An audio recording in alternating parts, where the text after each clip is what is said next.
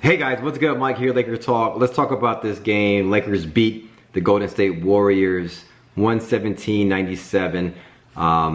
Beat the Warriors by 20 points tonight.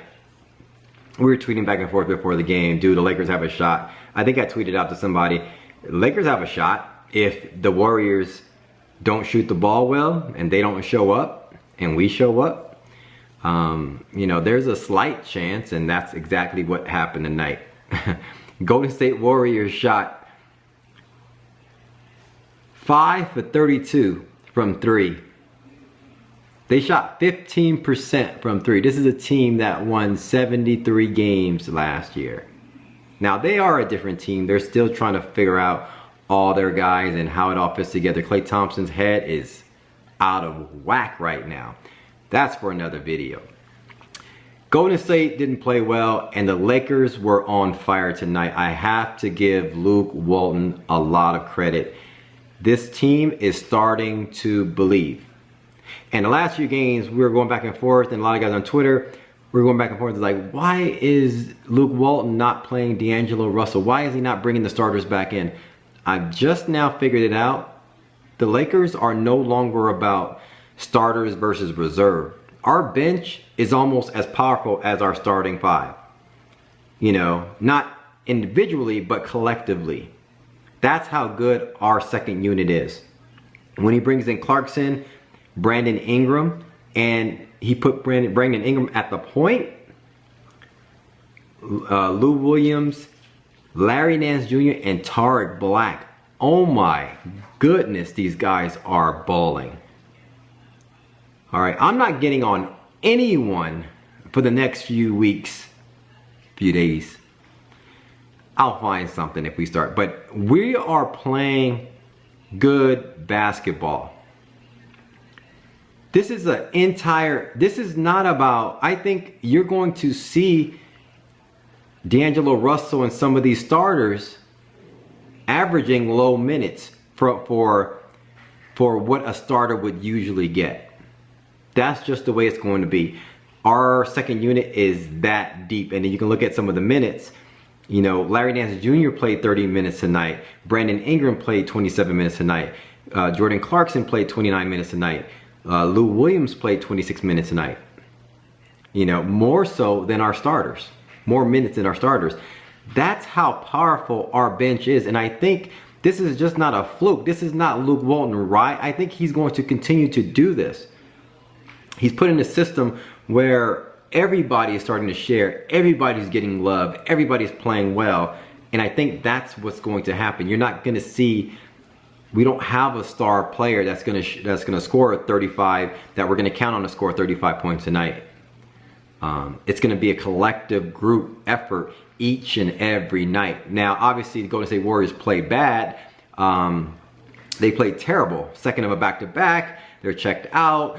They probably don't think that we're going to play that hard. But guess what, guys? I think the Lakers are, based on the tough schedule that we had and based on how well we've played even in our losses, it's going to start easing up over the next week or so. And there's going to be some winnable teams. Nothing compared to what we had to go through on the road. Not that they're so much tougher than those teams on the road. It's just that winning on the road is really hard. But it's going to get a little easier here and there.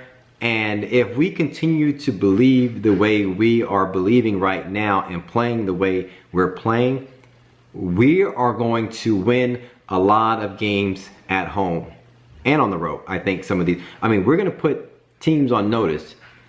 We should start getting some more run on ESPN and on NBA TV as a team, you know, to look at. That's all I'm saying. I mean, the team is playing so exciting basketball right now. Like when the game starts, you have DAngelo going off for a couple 3-pointers, Nick Young hitting some, you know, even Luol Deng starting the game, making some right passes, you know, playing very good veteran basketball for the first few minutes. Julius Randle, oh my goodness. He dominates Draymond Green when they play. And also, he's playing nuts right now. I'm going to have to apologize for anything for all the stuff that I've been saying about him. I mean, he still doesn't have a shot, but 20 and 14 and just playing beast mode for 95% of his game. I mean, there's still some moments where he's out of control, but 20 and 14 and just controlling the boards and dominating Draymond Green like that, I'm bowing down to Julius Randle. Nick Young playing huge, hitting some tough three-pointers. Now, then our second unit comes in. I mean, Tard Black just beasting with the alley-oops. Jordan Clarkson balling out, finding him. Lou Williams held off to the very end and started balling late, and we'll get to him in a second. Then Larry Nance Jr. come in and just baptizes David West in the second quarter. Oh my goodness. Larry Nance Jr. 12 points, 9 rebounds, 6 for 6, 30 minutes. And then I gotta say this, guys. I thought it wasn't a good idea to keep the ball in Brandon Ingram's hand. Everybody was tweeting me and said, hey Mike, I've studied Brandon Ingram. I know Brandon Ingram. Coach K says the best way to utilize Brandon Ingram, several guys are tweeting me this, saying the best way to utilize Brandon Ingram is to keep the ball in his hand. That's what a lot of folks were tweeting me. And I was like, okay, but he got to be aggressive. And guess what? He was aggressive. Very poised with the ball, low in turnovers, makes great decisions. And his stat line is amazing. He came up with some I mean, his defense and his wingspan, oh my goodness. Came up with some key steals at some of the crucial moments that could have swayed the momentum one way or the other. 12 points, 2 steals, 3 assists, 6 rebounds. You know, and then I like this, 8 for 9 from the free throw line for Brandon Ingram. In 27 crucial minutes. You don't know how big Brandon Ingram was in this game in terms of his disruption, in terms of his keeping the flow, in terms of controlling the ball, in terms of just coming up big at the right moments. Shout out to Brandon Ingram. Shout out to our entire team. But then I got to give it to Lou Williams. Last few games showing the experience that and the great basketball player that he is in terms of his ability to score and be a magician in terms of getting the fouls. He's really taking some ownership, and he's just balling out the last few games late in the fourth quarter. I mean, he helped us win this game like no other. 20 points for him, 4 assists, you know, 7-14 in 26 minutes. And I got to give a shout out to DAngelo Russell. There was a moment in the third quarter. You know the run was going to come from Golden State. You know the run. The NBA is a game of runs. We go by 20. Obviously, they're the best team in the world, or one of them. You know they were going to make a run, and they made their run. It came. Got us down to like 7. At this moment, it was a period in the third quarter that Golden State was locking in on defense, and they were just glued to every man one-on-one. We couldn't get a shot off, and it was at this moment where DAngelo Russell used his most prized possession asset, and that is quick shot and shooting the ball from 3. And it was basically the only shot that we could get because nobody else could get off a shot.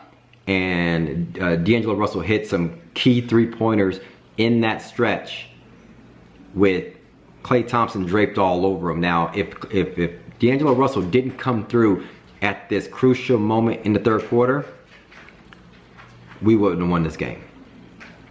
Hands down. I mean, it was huge what he did in the third quarter.